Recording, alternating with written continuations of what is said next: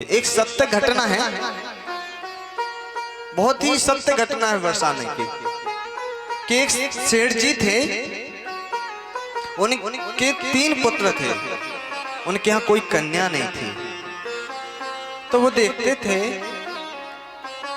जब दूसरे के यहाँ विवाह होता था कन्या का तो रोते थे कि मेरे यहाँ भी कोई कन्या होती, मैं भी उसका विवाह करता, कोई मुझे भी नाना कहता, लेकिन कोई उनके यहाँ कन्या नहीं थी। तो वो कन्या पता किसको मानते थे? वो किशोरी जी को कन्या मानते थे, श्री राधा रानी को कन्या मानते थे। एक दिन उन्होंने क्या किया, राधा रानी का बड़ा ही चित्रपट ले आए, फोटो लेकर आए और बरसाना में जाकर के किशोरी जी के मंदिर में जाके कहा गोस्वामी जी से, इसको किशोरी जी से स्पर्श करा दीजिए, और घर में लेकर आ गए। जब भी कुछ करें राधे राधे बेटी राधे, दुकान पे जाएं राधे राधे राधे। कई दिन व्यतीत हुआ, जब भोजन करते ना तो किशोरी जी को कहते आओ किशोरी जी भोजन कर लो बेटी। जैसे वो करते ना किशोरी जी भी आती। लेकिन एक दिन क्या हुआ महाराज कि एक दिन चूड़ी पहनाने के लिए मणिहारिन आई। जब चूड़ी पहनाने के लिए आई तो सेठ जी ने कहा कि जाओ 3 बहू हैं उनको पहना देना। अब जब पहनाने के लिए आई तो बहुओं ने, बड़ी ने पहना, छोटी ने पहना। जब किशोरी जी ने देखा, अरे पिताजी ने मणिहारन को भेजा है चूड़ी पहनने के लिए, उनकी बहू पहन रही है, मैं भी पहनूंगी। एक छोटा सा नन्हा सा रूप बना करके दौड़ के आ गया।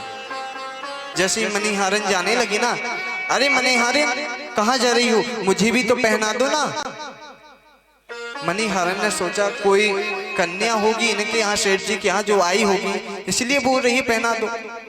उसने पहना दिया और पहना करके जब मणिहारन सेठ जी के यहाँ गई, दोनों का पहना दिए, हाँ तीनों बहुओं को पहना दिए, 4 लोगों को पहना दिए। पैसा दो। अच्छा कितना पैसा हुआ? दिया। कहता ये तो आपने 3 लोगों के हिसाब का पैसा दिया है, चूड़ी तो 4 लोगों ने पहनी ना। सेठ जी कहते हैं 4 लोगों ने?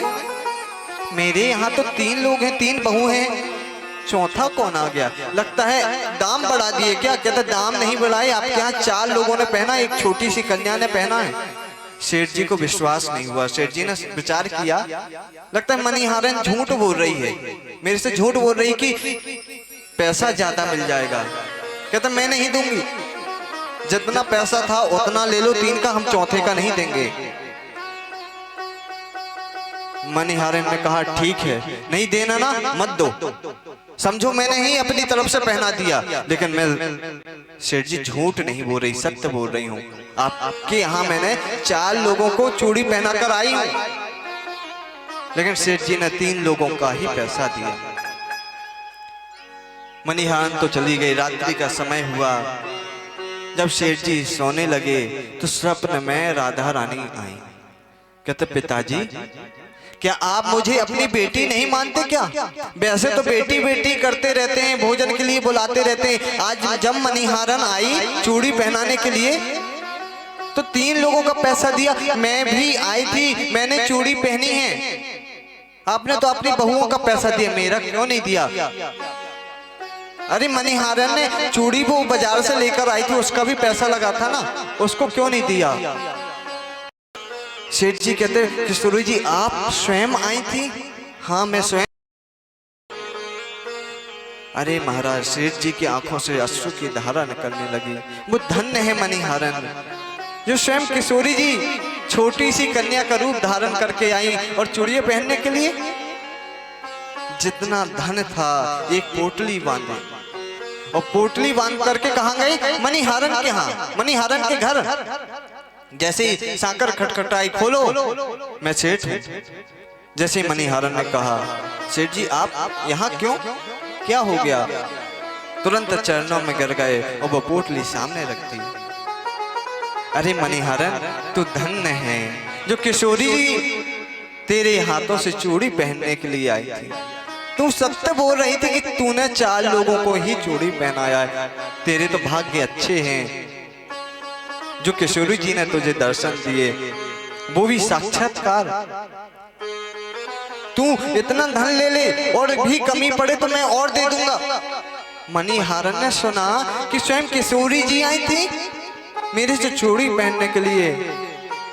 कहते सेठ जी मुझे धन नहीं चाहिए। अरे जब स्वयं किशोरी जी आई हैं मेरे से चूड़ियां पहनने के लिए तो ये तो मेरे सबसे बड़ा भाग्य है। मेरे भाग्य खुल गए। राधा रानी किसी को ऐसे दर्शन नहीं देती, लेकिन उन्होंने मेरे हाथों से, मैंने इन्हीं हाथों से उनको छोटे छोटे हाथों में चूड़ी पहनाई। लेकिन सेठ जी एक सत्य बात बोलूं, जब मैं चूड़ी पहना रही थी उसके बाद मुझे लगा कि अब चूड़ी का काम करना बंद कर दूं। मानो कि सबसे बड़ा धन मुझे मिल गया हो, सबसे बड़ा धन प्राप्त हो गया हो। मुझे नहीं चाहिए, मुझे तो केवल अब किशोरी जी के ही चरणों में रहना है। उसने वह काम छोड़ दिया और किशोरी जी के चरणों में ध्यान करने लगी। जिस रूप में आप प्रभु को स्वीकार करोगे भगवान आपको उसी रूप में स्वीकार कर लेंगे, अपना लेंगे।